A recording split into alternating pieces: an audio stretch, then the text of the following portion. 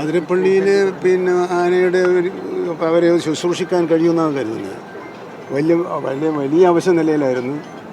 അവിടെയും എന്തുകൊണ്ടാണ് ആ കൃത്യം നിർവഹിക്കാൻ കഴിയാതെ പോയത്? പൊതുസമൂഹത്തിൻ്റെ ഇടപെടലല്ലേ. അപ്പോൾ പൊതുസമൂഹം അനുകൂലമായും പ്രതികൂലമായും ഇടപെടുമ്പോൾ ആത്യന്തികമായി അതിൻ്റെ ഫലമെന്താണ് എന്നതിനെക്കുറിച്ചുള്ളൊരു ചിന്തയില്ലാതെ പ്രകോപനപരമാകുന്നു. അത്തരം പ്രകോപന വികാരങ്ങൾക്ക് തീ കൊടുക്കാനാണ് അൻവർമാർ ശ്രമിക്കുന്നത്. അൻവർമാരായി നമ്മൾ മാറരുത്. നമുക്ക് പ്രശ്നം പരിഹരിക്കുകയാണ് വേണ്ടത്. വനമില്ലാതെ മനുഷ്യനില്ലാതെ വനമില്ല. പ്രകൃതി സംരക്ഷിച്ചുകൊണ്ടല്ലാതെ മനുഷ്യന് മുന്നോട്ട് പോകാൻ പറ്റില്ല. മനുഷ്യനെ സംരക്ഷിച്ചുകൊണ്ടല്ലാതെ പ്രകൃതിയെ സംരക്ഷിക്കാൻ കഴിയില്ല. ഈ ഒരു സാമവാക്യത്തിൻ്റെ അടിസ്ഥാനത്തിൽ മാത്രമേ പരിഷ്കൃത ഗവൺമെൻറ്റുകൾക്ക് മുമ്പോട്ട് പോകാൻ കഴിയൂ. ആ നിലയിലുള്ള സമന്വയം വരുത്തി പ്രവർത്തിക്കാനാണ് സർക്കാർ ആഗ്രഹിക്കുന്നത്. അതുകൊണ്ടാണല്ലോ പ്രതിഷേധം വന്നപ്പോൾ, അഭിപ്രായ വ്യത്യാസം വന്നപ്പോൾ കേരളത്തിലെ വനസംരക്ഷണ നിയമം ഭേദഗതി പിൻവലിക്കാൻ തീരുമാനിച്ചു.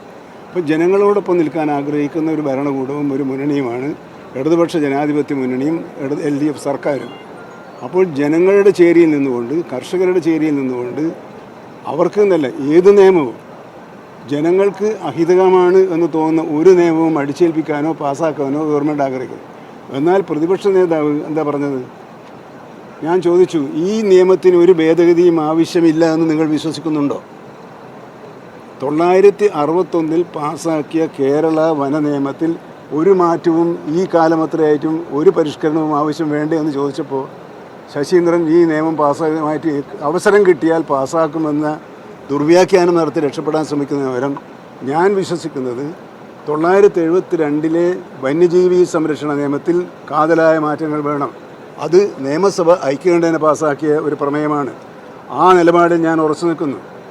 ഏത് നിയമവും, ഈ നിയമം മാത്രമല്ല, ഏത് നിയമവും കാലാനുസൃതമായ മാറ്റങ്ങൾക്ക് വിധേയമാകണം. അങ്ങനെ വളരുന്ന ഒരു സമൂഹത്തിന് മുമ്പോട്ട് പോകാൻ കഴിയൂ. പഴയ നിയമത്തിൽ കെട്ടിപ്പിടിച്ച് ഒരു എന്താ പറയുക, ഒരു അപരിഷ്കൃത നിലപാട് നമുക്ക് സ്വീകരിക്കാൻ പറ്റില്ല.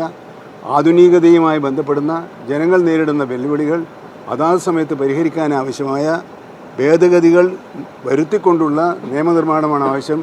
അതുകൊണ്ട് തന്നെയാണ് ഇന്ത്യ എന്ന് പറയുന്നത് ഒരു ഫെഡറൽ സംസ്ഥാനമായും ഒരു ഫെഡറൽ രാജ്യമായും നിലനിൽക്കുന്നത്. എല്ലാ ഭരണ സംവിധാനത്തിൻ്റെയും കാതൽ ആ ഫെഡറൽ സിസ്റ്റമാണ്. ഫ്ലെക്സിബിലിറ്റിയാണ് അതിൻ്റെ ഏറ്റവും അടിസ്ഥാനമായ ഘടകം. ഞങ്ങൾ ആ നിയമപരമായ ഫ്ലെക്സിബിലിറ്റിയിൽ വിശ്വസിക്കുന്നവരാണ്.